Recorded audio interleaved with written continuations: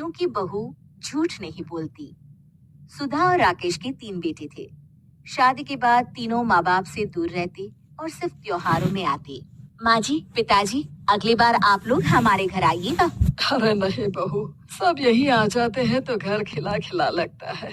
हाँ बहू, तू हमेशा बुलाती है तो जरूर आएंगे तेरे पास भी। हाँ हाँ, दीदी का घर बड़ा जो है, सब कुछ अपनी शादी के बाद दीदी को ही तो दे दिया था। हमें भी दिया होता तो हम भी बड़ा घर लेते।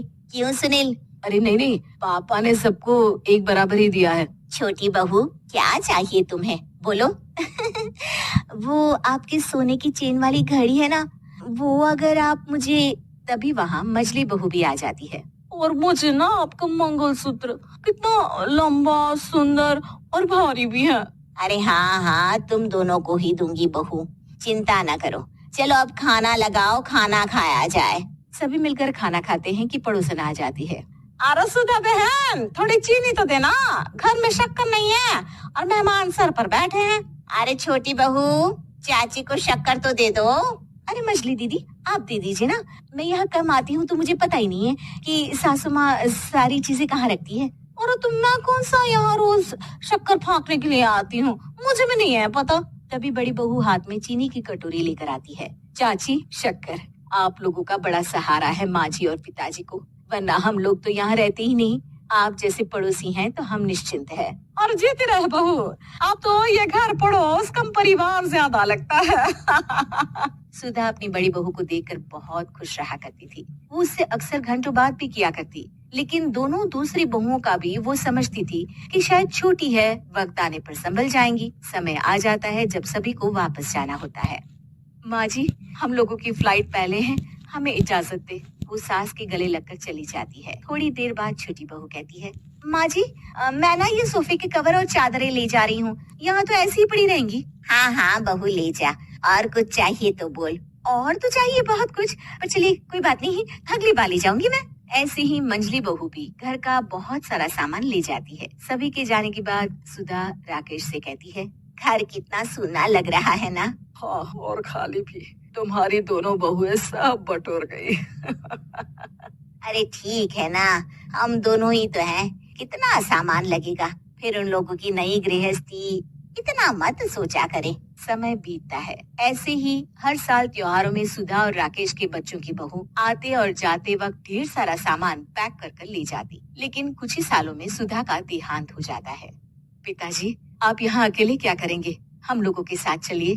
अरे नहीं बहू, इस घर में सुधा की यादें हैं, मैं उसे नहीं छोड़ सकता हूँ। अब तुम लोगों की माँ नहीं रही। देख लो, वैसे तो मैंने उसके जीते जी सब कुछ दे दिया है, लेकिन कुछ उसका पर्सनल कीमती सामान था जो ये है, ले लो। सामान में होती है एक घड़ी और एक मंगलसूत्र। माँ जी ने कहा था कि वो ये घड़ी मुझे देंगी। हाँ हाँ पिताजी, माँ ने सबके सामने ये घड़ी सरिता को देने के लिए कहा था। उठा लो सरिता माँ की घड़ी। अब क्या था, छोटी बहू फट से घड़ी उठा लेती है। और पिताजी, ये मंगलसूत्र तो माँ ने मुझे ही देने को कहा था, याद है ना? वो सभी की ओर इशारा करती है। तू भी ले ले ये हार बेटा, कोई बात नहीं। मंजली फटाक से हार उठा लेती है। ससुर बड़ी बहू की तरफ देखते हैं। तुझे क्या दूं बेटा? पिताजी, माँ ने एक चीज मेरे लिए भी रखी है। सभी के कान खड़े हो जाते हैं कि आखिर सास ने क्या रखा होगा बड़ी के लिए। अरे माँ जी तो दीदी से प्यार भी ज्यादा ही करती थी, हमेशा उनसे बात किया करती। जरूर कोई बड़ी और अपनी प्रिय चीज दी होगी दीदी को। और देख लेते हैं ना, वरना तो हम भी बराबर का बंटवारा करेंगे। हाँ, कर लेना बंटवारा। लेकिन बड़ी बहू, बताओ तो, सुधा ने क्या रखा है तुम्हारे लिए? अभी तो हम लोग यही हैं पापा जी, जब जाने लगेंगे तो बता दूंगी। बड़ी बहू के मुंह से ये बात सुनकर बाकी दो बहुएं सोचने लगती हैं कि आखिर क्या है जो दीदी को सासू माँ देकर गई हैं। दीदी, ऐसा तो नहीं ना कि पूरे घर का आधा हिस्सा माँ बड़ी भाभी को देकर गई हो? तभी वहाँ ससुर आ जाते हैं। नहीं, ऐसा कुछ नहीं है। मकान तो तुम तीनों का बराबर से है। देखो, बड़ी बहू से तुम्हारी सास ज्यादा जुड़ी थी, न जाने क्यों घंटों बात किया करती थी। पता नहीं क्या देकर गई है उसे। और ससुर जी, आपको क्या पता, चालाकी से पूरे घर के पेपर में साइन करवा लिए हो, या फिर कोई छुपा गहना। आखिर मकान पूरा तो आपने सास माँ के नाम ही कर रखा था ना। अब घर में ये सस्पेंस बन जाता है कि आखिर बड़ी बहू क्या लेकर जाएगी। फिर वो दिन भी आ जाता है जब बड़ी बहू के जाने का समय हो जाता है। बेटा, परसों तुम चली जाओगी, बताया नहीं, माँ ने तुम्हें क्या दिया?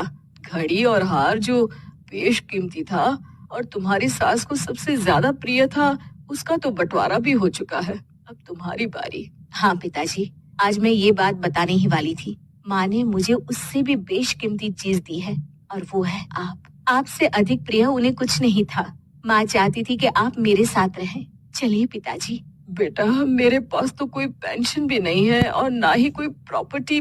लेकिन आपके पास संस्कार है पिताजी, जो मेरे बच्चे आपसे लेंगे। तो आपको ले जाने पर स्वार्थ ही है मेरा। चलिए ना पापा। सभी के सामने पिताजी बड़ी बहुएं थी, बड़ी कल्पना और छोटी प्रिया। कल्पना का जैसा नाम वैसा ही काम। सारा दिन कल्पनाओं में रहती, ना कोई काम करती न कोई धाम। अरे कल्पना बहू, जरा अच्छी सी चटनी पीस दे, आज कुछ मजेदार खाने का मन है। पेट में जलन हो जाएगी माँ जी बुढ़ापे में, और वैसे भी मेरा काम करने का वक्त शाम का है। अब प्रिया को ही बोल दो। इतना कहकर कल्पना वहाँ से चली जाती है। कांता कल्पना के ऐसे रवैये से काफी परेशान रहती है। मैं बना देती हूँ माँ चटनी।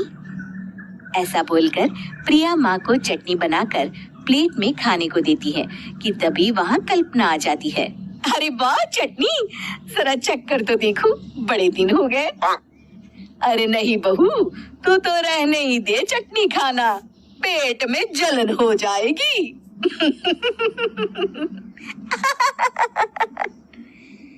इतना कहकर कांता और प्रिया दोनों हंसने लगते हैं। कल्पना सारा दिन या तो मोबाइल में यूट्यूब देखती या फिर सोती रहती। उसका कमरा भी बिखरा और गंदा रहता। एक दिन कल्पना का पति अशोक उससे कहता है, अरे कल्पना, जानवर भी उस जगह को साफ कर लेता है जहाँ वो बैठता है। तुम तो इंसान हो, कैसे इतने गंदे कमरे में रह लेती हो? देखो, सारा सामान यहाँ वहाँ बिखरा पड़ा है। ज्यादा अपनी माँ का बोल ना बोलो। हाँ, कमरा तुम्हारा भी तो है, गंदा लग रहा है तो साफ कर लो। पता नहीं तुम्हारे साथ मैं कैसे जिंदगी बिताऊंगा। इतना कहकर अशोक वहाँ से चला जाता है। कल्पना बस खाना खाने कमरे से बाहर आती और फिर से कमरे में चली जाती। इससे कांता बहन काफी परेशान रहती। एक दिन प्रिया कांता से कहती है, माँ, मैं सारा दिन काम करके थक जाती हूँ। आप कल्पना दीदी से कहिए ना कि सुबह और शाम का काम बांट ले। मैं तो अब सिर्फ एक वक्त का ही काम करूँगी। हाँ। अरे तू वो भी ना करना, एक बहू तो कामचोर थी, दूसरी भी आ गई काम ना करने के बहाने लेकर। तभी वहाँ प्रिया का पति रमेश आ जाता है। माँ, मैं देख रहा हूँ भाभी कोई काम नहीं करती। प्रिया सारा दिन घर और रसोई का काम करती है। अब कुछ करो ना माँ। कांता मन में कुछ सोचती है और कल्पना के पास जाती है। कल्पना फोन पर मेकअप करना देख रही होती है। कल्पना, तुम सारा दिन बस मोबाइल देखती हो, घर का कोई काम भी कर लिया करो। प्रिया सारा दिन काम करके थक जाती है। आज से मैंने फैसला किया है, एक वक्त का काम तुम करोगी। सुबह का खाना तुम बनाओगी और रात का प्रिया। आप लोगों ने काम को हव्वा बना रखा है। अरे पता नहीं थोड़ा सा ज्यादा काम करने में आप लोग घबरा क्यों जाती हैं? और हाँ, बहुत ज्यादा प्रिया की तारीफ मत करिए मेरे सामने। बड़ी बहू तो मैं ही रहूंगी। मैं कुछ नहीं जानती। कल सुबह मुझे वक्त से खाना चाहिए। रसोई में आ जाना, वरना कल से तुझे खाना नहीं मिलेगा। अगली सुबह कल्पना रसोई में नहीं आती है।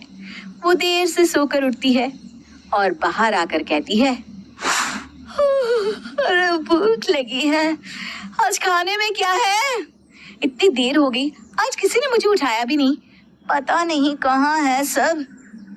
कल्पना को घर में कोई नहीं दिखता।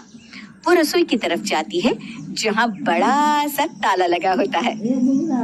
अरे रसोई में ताला!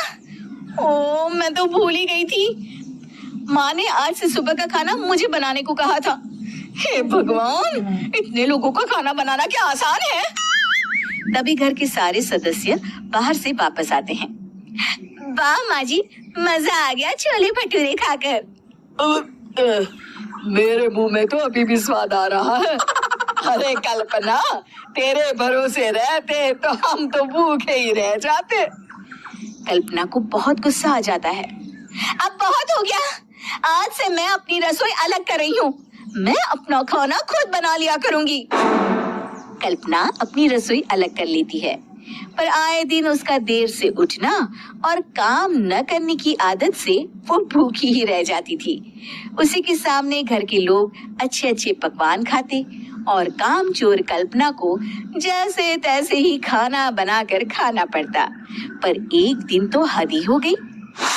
माँ, दीदी आज सुबह से कमरे से बाहर नहीं निकली, हमें जाकर देखना चाहिए। सो रही होगी कामचोर कहीं की। पर तुम कहती हो तो चलो देख लेते हैं उसे। कल्पना कमरे में पेट पकड़कर बैठी होती है। हाय, मेरा दर्द पेट दर्द के मारे मर रही हूँ मैं।